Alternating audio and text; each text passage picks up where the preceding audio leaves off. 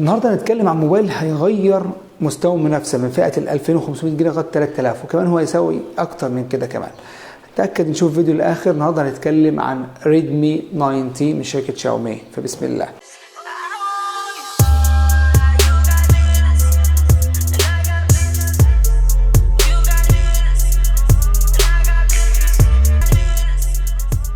السلام عليكم، انا مصطفى سيد. النهارده هنتكلم عن مراجعه ريدمي 90 من شركه شاومي. مبدئيا الموبايل ده نازل بسببين. السبب الاول ان هي ممكن هم بيطبقوا نظريه كل نفسك قبل ما حد ياكلك، دي اول حاجه. السبب الثاني في رايي انه في انفصال حاليا، في كلام كتير عن الانفصال الرسمي عن بوكو عن شركه شاومي. يعني هيبقى بوكو دي علامه تجاريه مختصه لوحدها زي ما كانت اونر وهواوي، هيبقى ده ينفصل ده عن ده رسميا. في مصر لسه ما انفصلوش، لكن بره مصر هم انفصلوا رسميا، فاكيد طبعا الخطوه دي هتتبع الشركه جوه مصر. فده مبدئيا عشان الناس اللي بتسال طب هو ليه نزل بوكو ام 3 تقريبا شبهه في كل حاجه. وبالمناسبه دي هنعمل مقارنه ما بين الموبايلين دول، اتاكد ان انت مشترك في القناه ومفعل زر الجرس. مبدئيا هنبدا بالتصميم. التصميم هنا في الموبايل ده زي اي حاجه، الفور جرانتد بتاعها اللي هي 2500 3000 جنيه، فالتصميم هنا كويس جدا، زي ما يكون شروق شمس. اللون الاخضر كمان اللي هو درجه من درجات الاخضر هنا تحفه. ما اعتقدش ان هيضايق اي حد التصميم، خاصه انت مركب جراب.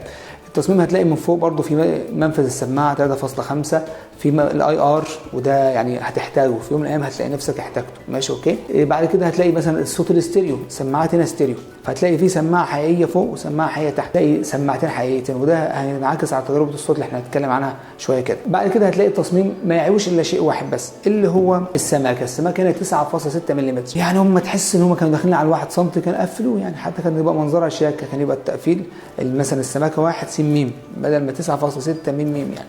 المهم التصميم لما تركب كمان الجراب اللي جاي معاه هنا في العلبه، هتلاقي الموضوع كمان يعني زاد، وصل لل1 مللي مرتاح، ل1 سنتيمتر اسف. فالتصميم ما يعيبوش غير موضوع سماكه الموبايل، لكن موبايل كويس، وزنه متوزع كويس، الكاميرات بتاعته شكلها جميل يعني، حاجه كويسه. شروق الشمس، علامه ريدمي اللي بعرض الموبايل او بطول الموبايل. ده كان بدايه التصميم. تاني حاجه نتكلم عنها الشاشه، والشاشه هنا ارقامها كويسه جدا، فول اتش دي بلس، اي بي اس ال سي دي 395 بي بي اي بكسل في الانش الواحد، ابعاد 19.5 ل 9 اللي تقريبا كله خلاص هيبقى شغال بيها دلوقتي.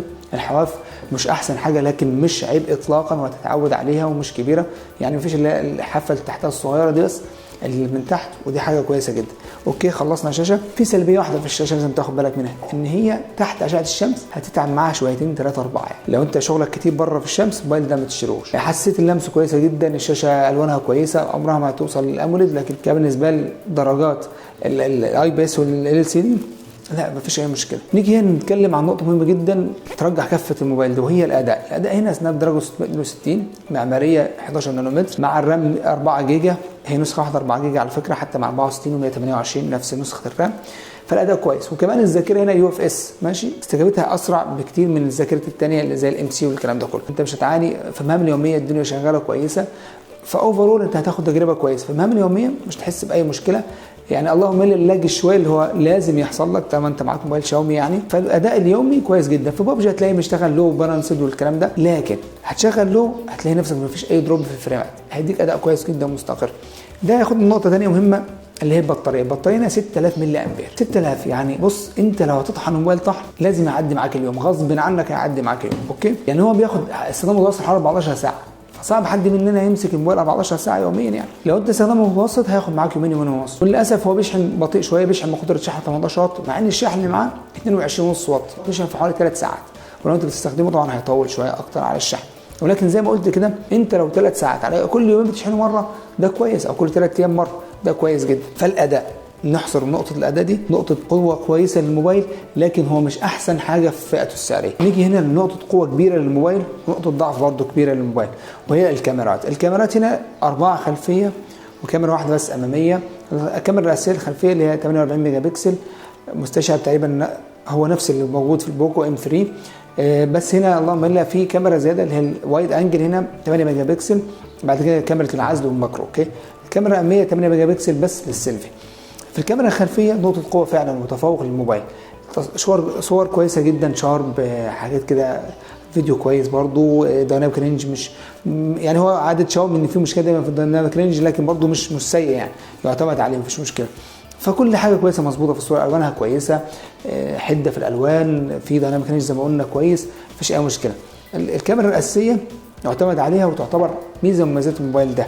اوكي، نيجي للكاميرا الاماميه، دي نقطه ضعف الموبايل للاسف.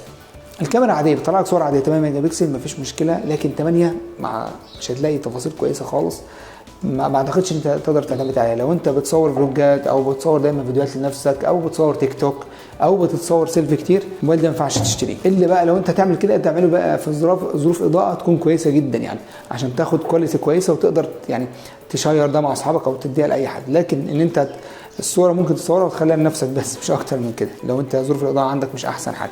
يبقى الكاميرا الاساسيه يعتمد عليها، الكاميرا الاماميه لا ما يعتمدش عليها. الكاميرا الاساسيه نقطه قوه، الكاميرا الاماميه نقطه ضعف. الوايد انجل نتائجها يعني عاديه خالص، يعني هي 8 ميجا بكسل، لكن كويس ان هي موجوده اساسا يعني، وزاويتها مش اوسع حاجه، لكن هي كويس ان هي موجوده في موبايل ب 2500 جنيه او هيوصل ل 3000 جنيه ماكسيمم سعره يعني. طيب فاضلنا نقطه الصوتيات، والصوت هنا ستيريو سماعتين حقيقتين زي ما احنا قلنا في اول المراجعه، من فوق ومن تحت. صوت كويس جدا بالنسبه لسعره والفئه السعريه دي، وانا قررت كتير ثمنه، لكن هو فعلا بالنسبه لثمنه كويس جدا جدا. وزي ما قلت في مراجعه البوكو السنه دي هتلاقي اختلاف كبير عن السنه اللي فاتت واللي قبله في موضوع الفئه اللي هي القليله دي، لان هي تعتبر يعني تقدر تقول الحرب دلوقتي شغاله في الفئه دي، خاصه في دوله زي مصر يعني. اوكي، اخيرا في حاجه مهمه جدا اللي هي مميزات الزياده اللي انت بتاخدها على الموبايل ده، مثلا زي الصوت الاستيريو، مثلا زي الان اف سي، زي الاي ار، زي مدخل السماعه 3.5، زي الصوت الاستيريو. الشاشه هنا فيها طبقه حمايه محطوطه فيها شهاده للحمايه، مش متذكر اسمها، بس في شهاده للحمايه الموبايل ده او شاشه الموبايل ده مش مريحه جدا للعين، مش هتتعبك اطلاقا. طيب اخيرا عاوزين نتكلم عن ايه مميزات الموبايل وعيوبه. مميزات الموبايل ده صوت استيريو، كاميرا اساسيه ممتازه جدا جدا، بطاريه خرافيه. اوكي، ونعم والشحن بتاعها مش اسرع حاجه، بس بطاريه كويسه جدا جدا يعني. الشاشه بتاعته فول اتش دي، هنقول ايه عيوبها. اوكي، دي مميزات الموبايل ده في رايي.